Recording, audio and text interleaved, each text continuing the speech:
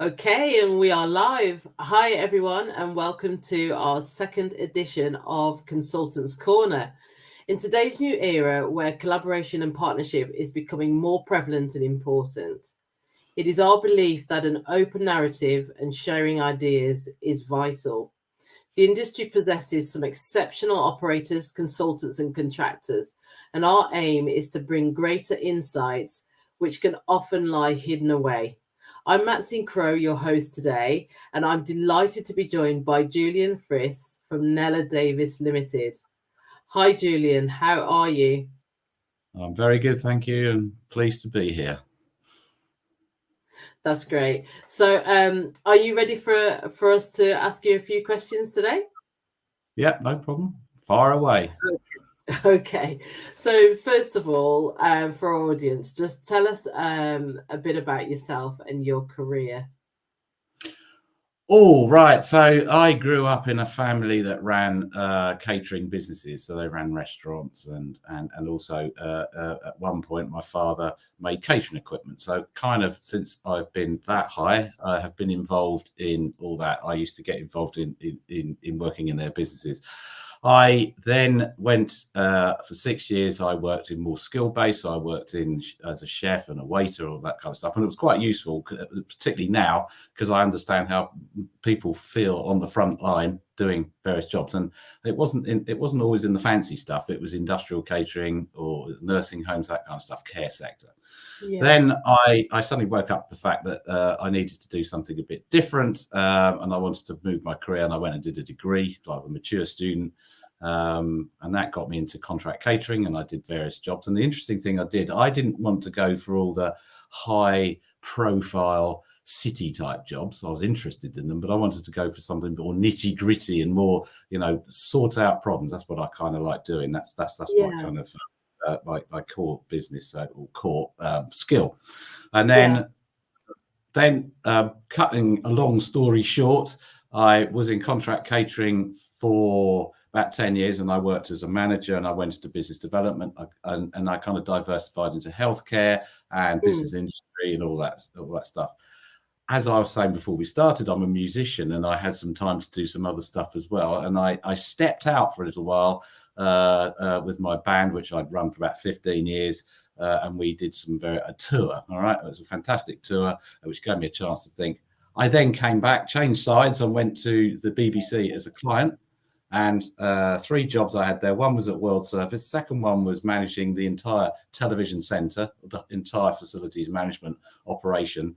Somebody found out I was a caterer, and lo and behold, I ended up head of catering. So that was, I left there 18 years ago, but with the intent to start up a consultancy. And basically what I did at the BBC is kind of what I'm doing now. And obviously we've diversified into, we do healthcare, education, government, business and industry, and loosely sport and leisure. So it's catering and facilities management. Yeah. Oh wow, that's absolutely amazing. That's absolutely amazing. So tell us, Julian, what are the highlights of your role? Highlights of my role is that every day it's different, and there's a challenge from dealing with all sorts of issues. I mean, we're right now we're working on several major outsourcing exercises in the public sector for a couple of NHS trusts. Some of them have got catering, and some are kind of facilities management. And the thing about that is our approach to this is not just replicate what happened before. Is try and think back, think what the actual organisation needs to be better, and to be able to do that, we sit with them and work through the solutions. And I'll come back to that in a minute, because there's some stuff I want to say about collaboration.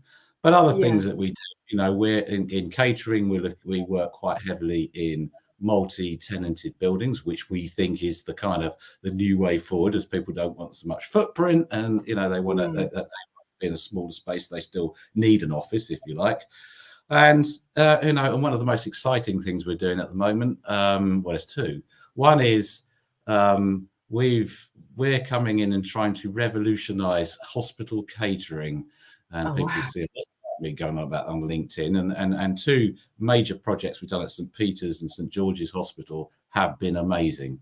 Yeah, and that gets me up in the morning in terms of, in a very short space of time at St. George's, we've doubled the revenue and halved the subsidy and increased the the staff satisfaction to high 80s, which is absolutely brilliant. And also we're on the NHS food panel, if you like, which is the kind of guiding from NHS England to improve hospital food.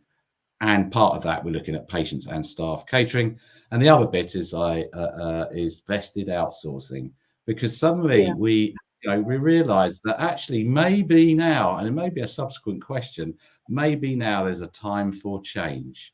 All right. And as we go through, I'll explain a little bit more about it, but it's about collaboration and getting the right people around the table working together as a team, not as an us and them.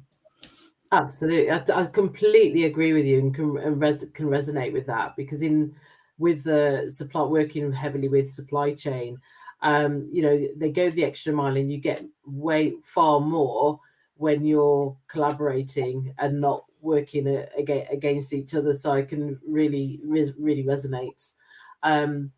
Thank you for that. So on the flip side of that, Julian, what would you say the challenges, and how do you address them within the area that you work? Well, I made a list because it's just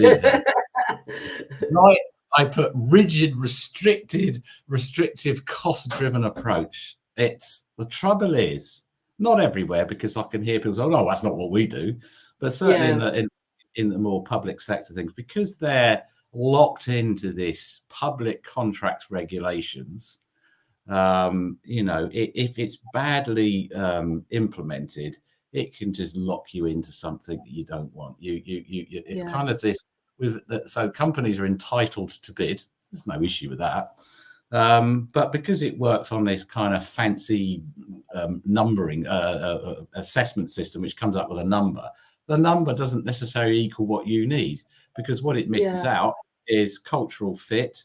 Actually, do you like working with them? Can they deliver the job? And there's this big word that's called shading, which is they bid and they don't deliver what they say they're going to do. Equally, on the client side, they don't have all the information. So you spend 5 to 7 years arguing about what they should be doing, what they not be doing. And in the meantime, customers and the staff are disempowered because they're sitting in between it. The other issue is that actually, because procurement teams kind of run that process for a period of time, and then they step out when they hand it over, equally with the service providers, their salespeople, business development people, if you like, are involved in that process.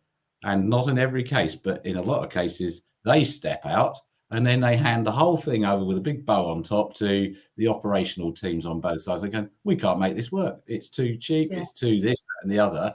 And consequently, relationships go down the pan, and all the money they save is lost in arguing, or even worse. Well, and the other one is companies go bust because they can't afford to run it, because it's and what we've done is we've kind of managed out goodwill. Now, goodwill can be good or bad, but the fact is, if you're going to work, it's like, if you're going into a marriage, if you like, you've got to get on, and there might be moments you have, but the reality is that if you want a service partner that's going to work with you, then you've got to make it fair, not try and beat them up every time something goes wrong. And that's a fundamental issue with us. And I could go on and talk about my dog's just come in the room. That's very handy, isn't it? I could talk about talent and so forth, and trying to recruit people. That's another issue. There are a load of challenges out there, but our aim is to try and resolve all that, isn't it? It's about, given what we've got, nothing is impossible. We have to go back and look, and that's and I said earlier on, I'm a troubleshooter. That's what we do. Yeah. Can you give an example with the resourcing where that challenge has been resolved with a client for the audience? Just an approach. Right. So, what top tips around it that they could take away? Right. So if I take the project we're doing at St George's Hospital in Tooting. We took that over. We didn't take it over. They had some issues because their staff had a very low engagement rating. They were and they weren't happy with the situation, and of course that had a direct impact on staff and customer satisfaction. And what we then did, we came in and did a plan to how we're going to improve the food. So it was about, let's get the food right. But it's not all about the food, it's the environment as well. Make it look nice and make it inviting that people want to come to. And one of the critical points is the staff that work for you are engaged. So this is about psychological safety in the respect that people working for you don't feel that they're going to get, the fear factor if they say something out of turn that it can get thrown back at them. This is about how we can nurture them to do something better. Anyhow, we at this particular site, we introduced the new menu, which was based, Mediterranean type menu you kind of see in a lot of workplaces now. After 44 days with the engagement, the new menu, and a whole load of other stuff, the staff, it was a completely different environment. I did a presentation and they kind of looked at me if I was mad. 44 days later, it was like an evangelical rally. And certainly when we've gone back more recently to do a survey to find out what customers like about it, it's a completely different story. So the fact is you've got to work with the people to do it. And it's not always about coming up with some fancy process. This is just about communication and a little bit of expertise, in helping people along and being equitable and making sure that when you're working with people, they trust you, you reciprocate and that kind of stuff. Yeah. And that's in essence what we like to do. And of course, those procurement exercises I talked about, you can't always do that. And you're reliant on the service provider to do that. And that's not always something that happens. Yeah. That's some great insight from you there. Okay, so and I love when you talked about that psychological safety. Actually, that's really important for employees to kind of feel valued and feel that there's a safe space for them to have those discussions. So that's really key. All right, so let's just fast forward now. What do you consider to be future trends in the industry, and how can we prepare for those changes? I think future trends are, I think we're going to wake up to the fact that the current old ways of working are kind of redundant. I think, there's so many headwinds, isn't there? Economic headwinds, price of ingredients, the people coming into work, hybrid working. The fact is that, people want different things, that actually the staff aren't necessarily wanting to work in that in the industry anymore. They want to go off and, if they want to stay in catering, they want to go off and buy a van and do street food. Yeah. So, that's quite, but in terms of challenges, I think we have to seriously look at how we procure services going forward. And that's what interested me about this vested outsourcing that people might see me talk about, is that actually what that does is brings everybody into the room and to co-create the contract. So instead of us writing a specification and you respond to it and we'll put some KPIs on it and you're all going to do what we tell you and we're going to do whatever it over the next 5 years. This is about the client, the service provider or service providers talking through, and first of it's about the behaviours, looking at the guiding principles, looking at developing a shared vision and strategic objectives, and this is all kind of encompassed in this thing called vested outsourcing, which I kind of stumbled along about a couple of years ago, and went off and did some studies in Knoxville, and more recently we've been working with a bank in an exotic location, Bermuda, and the transformation in a very short space of time has been phenomenal. And bringing people together. And the critical point is that whereas in an old school procurement, you'd spend quite a lot of money putting your bid out, and you spend a lot of money on the other side, preparing the documents. Here, it's a 50-50 direct split between the buyer and the supplier. So they've all got skin in the game. Yeah, and what it does is takes out a lot of duplication. People work together. There's two in the box type approach, and it's all collaboration. And I think if we can build the trust in people that they actually say, well, these guys do actually know what they're talking about, and they can help us. And instead of us just telling, well, you've got to clean the stairs or cook this food to this standard, is that come in and help you do it. That's what they're in business for. And let's face it, the supply market is very good at that, and they get constrained because people put unrealistic barriers. Sometimes those barriers are caused, do you think, by a lack of understanding of the process as well? Do you find? Yeah, because everywhere you go, there's going to be a different approach. I mean, how many different versions of public contracts regulations do you see? It's all interpretive, isn't it? And then they throw in a bit of case law, and they do this, that, and the other. And it's, it can be quite nerve-wracking, because a lot of people, particularly in the public sector, are absolutely scared of challenges, and it just seems like the lawyers get involved. And lawyers are there and they do help, because they give you some guidance, but they shouldn't be running the tendering exercise, because they are ultra safe. So they are going to, so all you do is spend all your time bickering between each other about points of law. In reality, we're only trying to cook some food.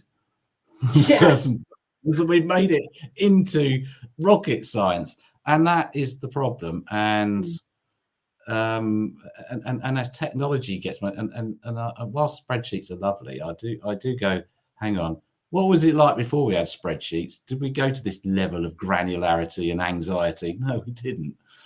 But anyway, it's in progress, and there's bad aspects to it as well. And I think my role as a consultant is more a trusted advisor, to help people understand that and demystify it, educate, mentor the client, as well as helping the service provider, and bringing them together on some kind of common ground about how they should work together. And as I say, the collaboration process is perfect for that, but it doesn't always work. It's not everybody's choice. They want to do something else. It's absolutely fine. It depends on the service. Yeah. Thank you for your comments and feedback on that. Some really some food for thought. See what I did there? Food for thought.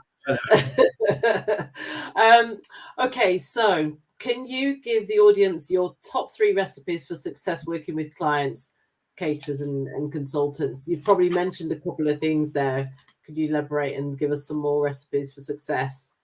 Openness and transparency is quite a good one. None of this, we're not going to do this, we're going to hold on to all our costs, you're not going to look at it, and then ask for mutualized contracts. Stop all that. Everybody looks at everything and works together. So let's just take that level of mystique out of it all, because I think that rankles people. There was one organisation when I was working at the BBC, and I found out they had 28 pricing models, depending on who you were, if you were going to buy products. And you go, oh, come on, it's all this internal market rubbish. It just gets in the way of the customer. As I said, you can get people to your restaurant if you give them food they like. They don't have to be Michelin star, that's great, but the reality is, if it looks good, people want to eat it, they'll come and pay. It helps if you put the price down, because everybody's a bit strapped for cash. It's absolutely fine, but the reality is, as if you're running your own business, you want to keep the customers coming in, and you're going to do everything to do it, but not give things away. Do something sensibly. So I think the second one I would say is always deliver on your intentions.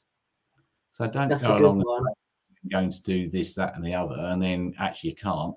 How many times, and I can hear other people and they're going, yeah, I've been there as well. We've had lots of examples of that, and some recent ones where, the intentions are, we're going to do this, that, and the other, and then they can't deliver. What frustrates me is that on one particular project where that actually happened, we did a parallel project on that hospital, where we, in 3 or 4 months of the other hospital, in 6 weeks, took it over on an in-house thing, working in conjunction with a contract caterer, working for us, NellerDavies, not directly for the trust, because we had their expertise. And that was good. And we delivered on our intentions, because we knew the right people to come down. I wasn't worried about whether they worked for whoever. That's that ridiculous level of competition we have to have. And I think the third one is I think I said it, focus on the food and service rather than just the systems and processes. I've got a book upstairs called Lean Six Sigma. For when you want to sit I've got board. that book. Lean Six Sigma for service. Well, after the broadcast over, we'll talk about it. But I mean, it is a useful thing because, you know, we use like value stream mapping and all those things. But it's great because when we're co-creating stuff, you need to go through stuff to fully understand what you're doing rather than just bunging a load of things on a Word document. The reality is if you break it down and people understand it, visualize, then I think you're going to get better outcomes. Yeah, some really great recipes for success there, Julian. Thank you so much. All right, so how would you like to see the sector evolve and change? Well, I think, how would I like to see the sector evolve and change? I like the idea that people are breaking out and doing their own thing, suddenly realizing they get their mojo and thinking, well, I'm not going to stand here being told what to do against the recipes that have been centrally developed in an office in. Well, I better be careful what I say because I might accidentally name a company. Yeah, you are broadcasting live. No, I fully understand how the corporate thing works because I've worked in it. And, you know, you want to standardize stuff because it's about cost control. And they'll say, well, that's because that's what our customers are asking for. I think that's changed because since COVID, and that is a real watershed, I think.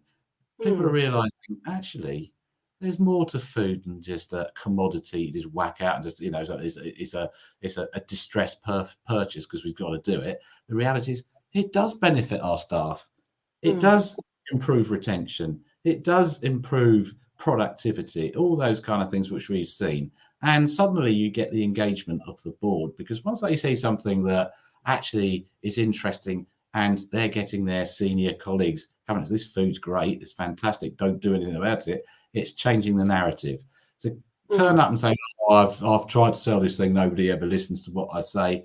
You have to up the game. So I think we all have to up the game. So I think consultants need to up their game in terms of their knowledge and the ability to do change and be more trusted advisors rather than just putting out another tender and going through that process. But don't get me wrong, you still have to do it because it's your bread and butter business. But if you can by stealth bring in some of these other concepts that I'm talking about, the likelihood you're going to get better outcomes. Because sometimes you can do a big bang, but in reality, you've got to do it bit by bit by bit. And then people go, you know, that's good. But if you get your senior client or whether a senior director in an organization, your client, or it doesn't matter who it is, because as I said, we're working for all sorts of people. Once you get their engagement, you can go places. And what you find out is the COO is a foodie and he wants to see it, or she wants to see it, you know? So seriously, I think we've just got to, you know, empower people. And my other point I was going to make, instead of the old, we'll just turn up with our box of tricks and, you know, cook some food and whatever is a mixture of this, that, and the other. Let's look at the talent that's out there. It's running their own small businesses in the street food market and all authentic cuisine, and look at how we can curate the service better. Now, you know, as you do in some shopping centres or museum locations, there's no reason why we can't do that in other workplace type scenario. Yes, it's a scaling thing, but the reality is, if you give people a platform to put forward their food, their offer as a entertainer or whatever else, you're going to get so much more out of it. I think we're going to see a bit more of that, using the talent out there in a much more focused and beneficial way. And let's face it, we know. And this is an interesting metric, that where we put the prices down in both of those hospital projects that we're doing, 10, 15, 20%, the average spend's gone up 20. How does that work? You know, people are buying more, they like it, and they're adding to their.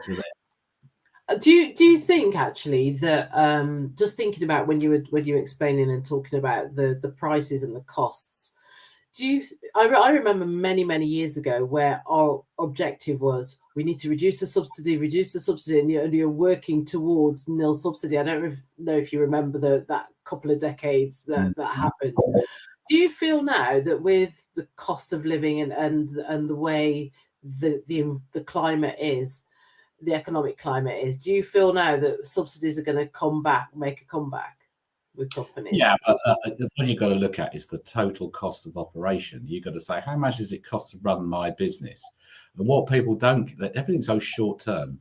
And whilst it's easy for an accountant to look, oh, I've got the catering contract and I'll slot that figure in without due regard, is actually, if you think about the impact of a free food or a subsidised food offer on your staff, how happy and and I've got the research to back that up.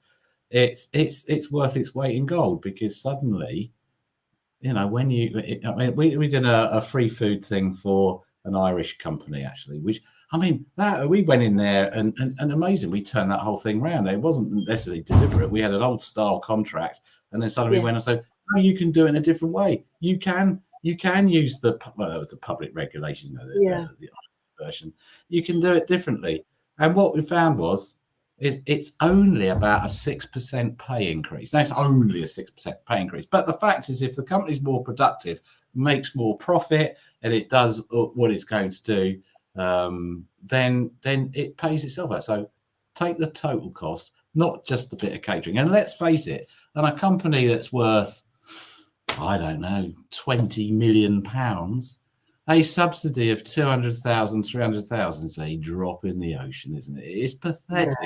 Yeah. A couple hundred quid a head, and for getting people to come into your space, network, the other stuff. That's my view on it anyway. So. Absolutely love it. Okay, so how important is sustainability truly today? Well, you see, I thought about that question, and look, I can get into into all the fun part of it. Look, sustainability. So let me start with 10 years ago. I started thinking about sustainability, and we started looking at wastage, and we started walking around with our buckets and scales, and it was horrific. And you're going, focused on the wrong bit. They're focused on, we've got to have food out there all the time. We've got to do this, that, and the other. And I think this is about prudent management. It is another aspect of what we're supposed to do, and what consultants are supposed to help people with, and how we talked about lean management, didn't we? We talked about that, how we can go and re-engineer the service so it's more efficient, how we can reduce wastage. We walked around a hospital about 6 weeks ago, my team, 53% of the food was thrown away. £1 million a year. That's a lot. Yeah, so anything to do with sustainability, and that's, when you think about all that goes into it, it's the staffing wasted because they produce a load of food that's chucked away, that the people didn't eat the food they're supposed to eat, the energy used, the whole thing, So I think it's absolutely important. I think it's got to be proportional, because you can go too much. I've gone too much the other way, where it's been as a trigger point. If you go too sustainable, you alienate your audience. So you just got to find that right. You've got to find the right balance. That sweet spot. Yeah. But all right. Good to follow it. It's like, don't get me wrong. Yeah, absolutely. So final question for you today. What advice would you give to new players entering the profession? Well, I can go, if you recall, I started off on the in the skill level. I think it's the old fashioned one. Understand what you're doing. At all levels, have an understanding, not just about how to cook or prepare food, is understand the psychology of what you feel like when you're working in that environment, how you treated, how you managed, what do the customers do, and how you can relate to them. And I think, sensibly, as you look at your career, look at how you can, get some qualifications to help, because and the thing about qualification, I did a degree. It wasn't so much what I learned in the degree, it was about the mindset that I can write. Or that I can think through things in a logical fashion. That's what it does for you, So I think it's that kind of thing. But anybody, I think, as a consultant, you have to have an element of experience. You just can't just wheel in on day one, because you're providing advice to people about how an organisation would run, and they're looking to you to come up with the answers. And if you haven't got, you can lose a lot of credibility very quickly. Yeah. Thank you for that. So, Julian, How can people? How can the audience and how can people get hold of you? What's the best way if they want to contact you to talk a bit more about vested outsourcing and some of those areas that you've shared today? Well, you can go to our website, which is www.NellerDavies.com. You can contact me on LinkedIn, and we're easily available. Actually, if you go through that route, you'll get to us. Oh, thank you so much, Julian. Don't go away until after the broadcast ends. So this has been Julian Fris from NellerDavies Limited. And we're here, Consultants Corner, creating a better understanding and insight and changing the industry narrative, which you mentioned today. So everyone, thank you so much. Julian, thank you so much for your time today. Really appreciate it. Maxine.